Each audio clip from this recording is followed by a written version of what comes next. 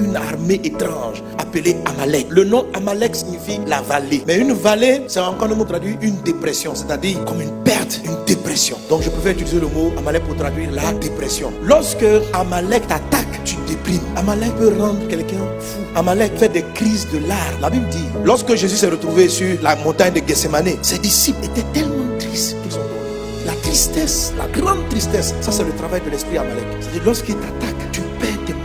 Tu rentres dans une angoisse, dans une dépression. Son travail, c'est de te faire descendre, de casser ton moral, de casser tes forces intérieures. C'est le travail d'Amalek. C'est un esprit, c'est un démon. Donc déjà même le fait d'avoir soif, ça te fatigue. Mais quand même, tu es quelqu'un de courageux. Tu arrives à t'auto-encourager, à te donner de l'espoir, à cause de tes enfants, à cause des gens autour de toi. Le matin, tu te lèves, tu pleures un peu, tu sors, ça va aller. Mais quand Amalek vient s'ajouter, c'est une charge émotionnelle très négative qui vient s'ajouter à la pression. Et là, vraiment, avec Amalek, ça te met down.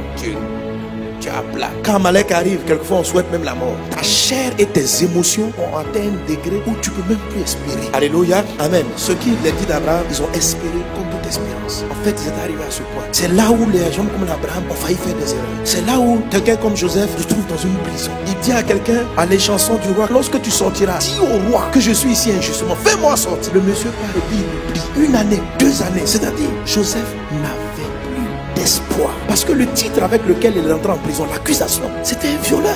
Il n'avait aucun avocat. Il n'avait pas de parents. Il connaissait personne. La seule fois il a rencontré des gens qui étaient restés avec Pharaon, il a dû se dire, mon miracle est arrivé. Lorsqu'il a fini d'interpréter le songe de l'échanson et du panetier, lorsqu'il a dit à l'échanson, il dit, toi Dieu va te faire sortir. Tu vas repartir au palais. Il lui a dit, quand tu seras dans cette gloire, ne m'oublie pas. Amalek est venu enlever ça dans la tête du monsieur. Joseph attend. Il dit ça, le monsieur est sorti hier. Le temps qu'il range ses affaires, il va se souvenir de moi.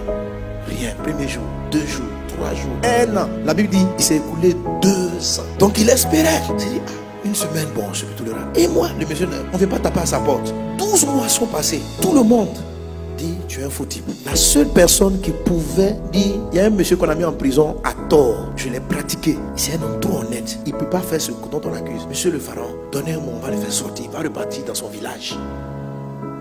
2 ans, on l'a oublié.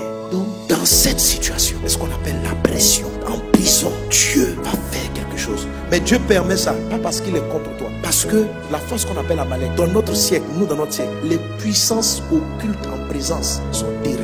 Mais la Bible dit, Dieu a délivré Israël des forces de la Bible. Ton Dieu va te faire sortir de là. À un moment donné, Dieu va permettre à ce que ces choses-là soient clouées sur la croix, afin que l'œuvre de Christ t'affranchisse pour toujours de tout ce qui angoisse, de tout ce qui est peur, de tout ce que la chair peut sentir, qui contribue à l'élément de ta tristesse, de ta peur, de tes doutes, et te faire rentrer dans le surnaturel, le rocher qui produit de l'eau sans arrêt. Que cela soit ton partage dans le nom de Jésus. Que la bénédiction divine soit ton partage. Que l'impossible devienne possible. Je ne suis pas venu pour t'expliquer et m'attarder sur ta douleur et ta souffrance. Je viens par l'Esprit de Dieu annoncer que ton rocher va donner l'eau. Quand les anges sont venus voir Sarah et Abraham, ils ont dit, l'année prochaine à cette même période, ce n'était plus un jour tu auras des enfants. On lui a donné une date. Je viens de la part de Dieu te donner une date, te donner un délai. L'Esprit du Seigneur est sur moi. Il m'a oint pour venir te dire, tu vas voir la main de Dieu. Amen. Je t'ai déjà expliqué ce que c'est qu'Amalek. On t'a expliqué. Mais il y a un temps où Amalek s'arrête. Il y a un temps où ta soif cesse. Il y a un temps. Et ce temps-là va se manifester là où c'est le plus improbable. Là où l'eau ne va pas apparaître dans une oasis cette fois-ci. L'eau va sortir dans un rocher en plein désert. Dans l'atmosphère la plus improbable. Là où celui qui devait penser à toi t'a oublié. Là où celui qui devait rappeler que tu existes t'a oublié. Dans l'environnement le plus improbable, Dieu fera sortir de l'eau. Aujourd'hui où tu es déjà à ce carrefour. Tu es arrivé au point où à gauche, à droite, devant, derrière, il n'y a pas d'issue possible. Il n'y en a pas. Mais Dieu te dit, il fera sortir de l'eau de ce rocher. Il va t'abreuver. Il va étancher ta soif. Là où tu ne sais pas d'où l'eau peut venir. Il n'y a pas de pluie, mais il dit que tu vas boire. Il n'y a rien, il n'y a pas d'arbre. Mais Dieu dit, je vais faire sortir de l'eau du rocher.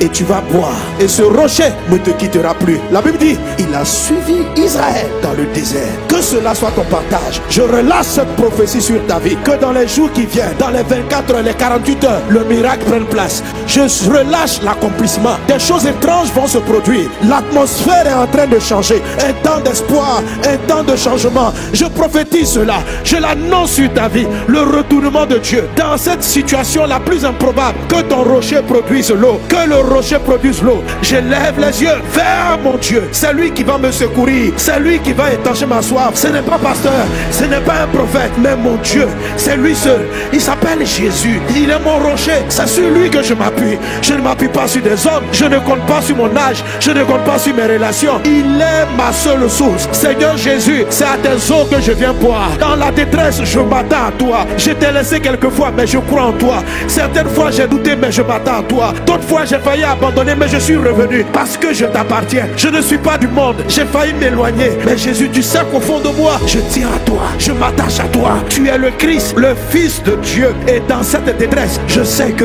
de l'eau sortira de mon rocher. Car j'espère contre toute espérance. J'espère quand rien me dit, mes gens autour de moi me disent de jeter l'éponge, que ça ne marche pas, d'entrer dans de la compromission, d'aller dans le péché. Non, je ne pécherai pas. Je ne m'éloignerai pas de mon Dieu. Ce qu'il a dit, il le fait. Il est un Dieu fidèle. On dit, mais tu comptes sur quoi? Mais je ne sais pas. Mais dans mon cœur, quelque chose me dit en moi, mets ta confiance en Dieu. Ne baisse pas les bras. Ton Dieu est vivant. Je m'attends à toi, Seigneur. Je m'attends à toi.